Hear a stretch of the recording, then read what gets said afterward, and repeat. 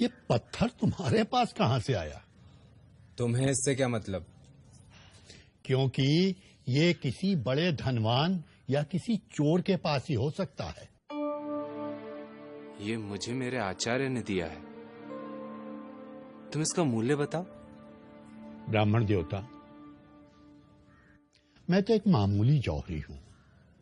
शायद बड़े बड़े जौहरी भी इसका सही मूल्य नहीं आंक पाएंगे। जितना मैंने अपने बाप दादाओं से सीखा है, उसके आधार पर कह सकता हूं कि यह एक दुर्लभ रत्न है। जरूर किसी सम्राट ने गुरु दक्षिणा में तुम्हारे आचार्य को यह रत्न दिया होगा। इस गांव में तो क्या, राजधानी में भी मुश्किल से कोई इसका मूल्य दे पाएगा या खरीद पाएगा। जौहरी इसे बहुमूल्य बता रहा था, और दूसरों के लिए ये पत्थर। आपने जानते हुए कि ये मूल्यवान है, मुझे इसे दूसरों के पास बेचने के लिए क्यों भेजा आचार्य? ताकि तुम ओम का मूल्य जान सको। जैसे इस पत्थर का मूल्य हर कोई नहीं जान सका, यानी इसका मूल्य गुप्त है, हर कोई उसे नहीं आंक सकता। केवल पारखी आंखें ही पहचान सकी कि यह पत्थर नहीं, रत्न है। उसी तरह ओम भी एक रत्न है जिसका मूल्य गुप्त है। जो नित्य ओम जप रहे होते हैं, वे भी इसका मूल्य, इसका रहस्य नहीं जान पाते। जो नित्य ओम जप रहे होते हैं, वे भी उसका मूल्य, उसका रहस्य नहीं जानते। यह कैसे संभव है सूत्रधार? है ना मजेदार बात? शायद इसीलिए ओम का महत्व समझाने के लिए पुराणकारों ने एक अद्भुत कथा की रचना की। भारतीय पौराणिक परंपराओं के जाने पहचाने पात्र और कथा ओम के अर्थ की। प्रजापति, प्रजापति, प्रणाम प्रजापति। मुझे आपसे एक प्रश्न पूछना है। पहले सांस तो ले लो। पूछो, क्या पूछना है? सभी कहते हैं कि प्रजापति के पास सारे प्रश्नों का उत्तर है। क्या आपके पास है? तुम्हारा प्रश्न क्या है? ओम का अर्थ क्या है? यह कैसा प्रश्न है? क्या आपको ओम का तात्पर्य पता है? नहीं ना? तो मैं पार्वती पुत्र आपको अपना बंदी बनाता हूं। चलिए मेरे बंदी बनिए। रचनाकार ने स्वयं को अपनी रचना के हवाले कर दिया, पर इससे देवों में हड़कंप मच गया। सृष्टि में रचना थम गई। क्षण भर में फूलों ने खिलना बंद कर दिया, पेड़ों ने फल देना बंद कर दिया। परेशान देवों ने सृष्टि के संहारक शंकर से गुहार लगाई, और देवताओं की प्रार्थना पर आशुतोष शिव ने कार्तिकेय से पूछा, कार्तिकेय, तुमने प्रजापति को बंदी क्यों बना रखा है? जिनके पास सभी प्रश्नों का उत्तर होना चाहिए, उनके पास मेरे प्रश्न का उत्तर नहीं है। बंदी मैंने नहीं, उन्होंने स्वयं को बनाया है। क्या जिसे ओम का अर्थ नहीं पता, वो अज्ञान के अंधकार का स्वयं बंदी नहीं? क्या तुम्हें ओम का अर्थ पता है कार्तिकेय? क्या आपको ओम का अर्थ पता है पिता? मैं तुमसे जानना चाहूंगा। तो उसके लिए आपको मुझे अपना गुरु स्वीकार करना होगा। ठीक है, मैं तुम्हें अपना गुरु स्वीकार करता हूं। कहते हैं पुत्र ने पिता को उनकी गोद में बैठकर ओम का अर्थ बताया। देवताओं के सेनापति कार्तिकेय ने भगवान आशुतोष को ओम का जो अर्थ बताया है, वह मैं तुम्हें बता रहा हूं। ओम एक अक्षर है, एक शब्द है। यह ध्वनि या नाद भी है। ओम में 3 ध्वनियां हैं जिन्हें मात्रा कहा जाता है। वे हैं अ, उ और म। जब अ और उ मिल जाते हैं तो ओ बनता है, और जब इस ओ से म जुड़ जाता है तब ओम बनता है। किसी भी व्यक्ति की, चाहे उसकी मातृभाषा कोई भी क्यों ना हो, जब वह उच्चारण के लिए मुंह खोलता है तो स्वाभाविक अकार की ध्वनि ही निकलती है, और जब वह उच्चारण के अनंतर मुंह बंद करता है तब केवल मकार की ध्वनि सुनाई पड़ती है। और जब वह ओटों को पास लाकर मुंह को आधा खुला और आधा बंद रखता है, तब ऊकार की नैसर्गिक ध्वनि सुनाई पड़ती है।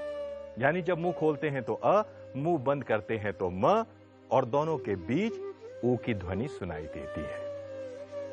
इसलिए सारी भाषाओं की सारी ध्वनियां, चाहे वे स्वर हों या व्यंजन, वे सब ओंकार के अंतर्गत ही आती हैं। इसलिए ओम विशिष्ट वैश्विक ध्वनि है।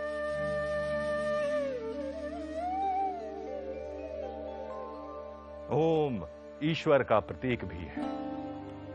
मांडुक्य उपनिषद के अनुसार जागृत अवस्था का समग्र जागृत प्रपंच ओंकार की प्रथम मात्रा अ से अभिव्यक्त होता है। समस्त स्वप्नावस्था का प्रपंच ऊ मात्रा से अभिव्यक्त होता है और सुषुप्ति अवस्था का प्रपंच म से अभिव्यक्त होता है। संपूर्ण प्रपंच ही ईश्वर है और जागृत, स्वप्न और सुषुप्ति ही समस्त प्रपंच है, और इन तीनों का प्रतीक अ, उ, म है। इसलिए ओम ही ईश्वर का अति अद्भुत प्रतीक है। ओंकार ईश्वर के निर्गुण स्वरूप का प्रतीक भी है। मांडुक्य उपनिषद का घोष है कि जैसे तीनों अवस्थाएं ब्रह्म या आत्मा से ही उत्पन्न होती हैं और उसी में विलीन हो जाती हैं, वैसे ही तीन मात्राओं से बना ओम भी शांति या निशब्दता से उत्पन्न होता है और उसी में विलीन हो जाता है। इसलिए दो ओंकार के उच्चारणों के अंतराल के बीच की निशब्दता, जिसे अमात्रा कहते हैं, निर्गुण ब्रह्म का ही प्रतीक है।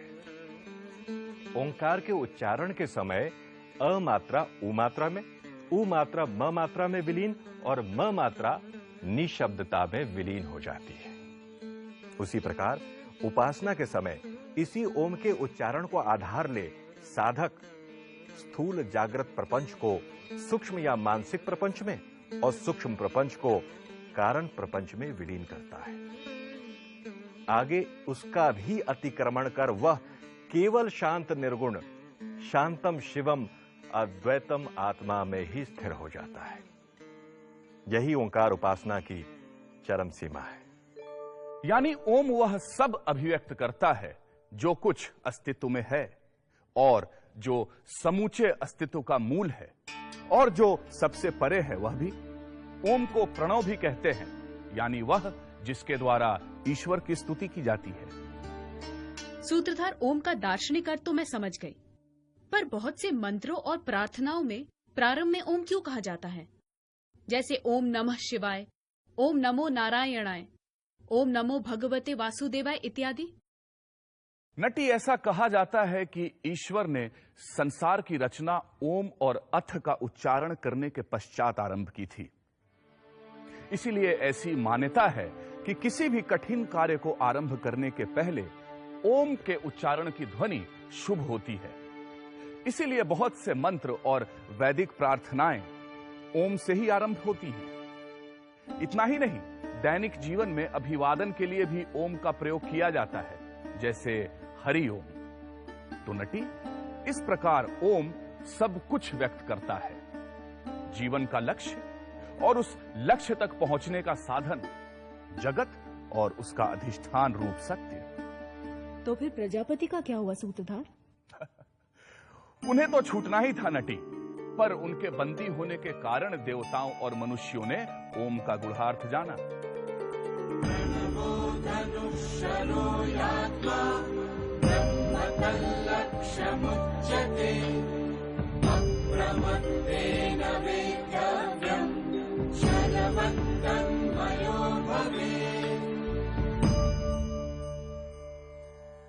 ओमकार धनुष है,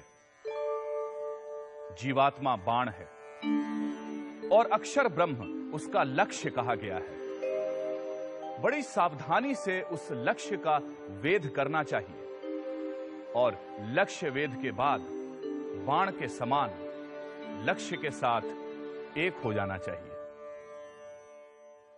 यस्य प्रसादात् भवमङ्गलार्था प्रसूतगं गोपनिषत् विशुद्धा समर्पयामो गुरुचिन्मयाय भूयात् प्रसन्नः स शिवः शिवस्वरूपः भूयात् प्रसन्नः स शिवस्वरूपः भूयात् प्रसन्नः स शिवस्वरूपः